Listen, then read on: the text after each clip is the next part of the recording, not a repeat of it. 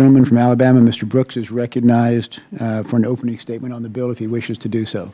Thank you, Mr. Chairman, for the opportunity to discuss H.R. 3625, which frees up funding for the Space Launch System, Orion Crew Capsule, and International Space Station, and prohibits cancellation of any of these programs without express congressional consent. H.R. 3625 helps accelerate progress on these vital space programs by allowing these programs to spend dollars that have already been appropriated on actual work rather than withholding these funds on the unlikely chance of program termination.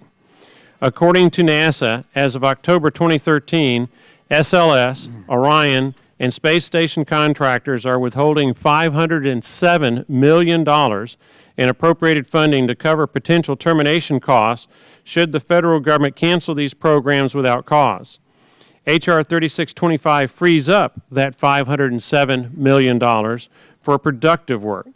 Withholding funds for termination liability has become a recent NASA practice that unfortunately risks driving up project costs by slowing down contract performance.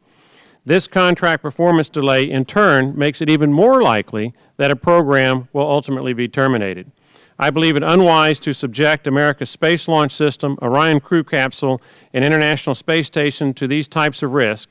In a time of budget constraints, passing this bill is one way to help ensure that this important NASA work on SLS, Orion, and the International Space Station proceeds as needed.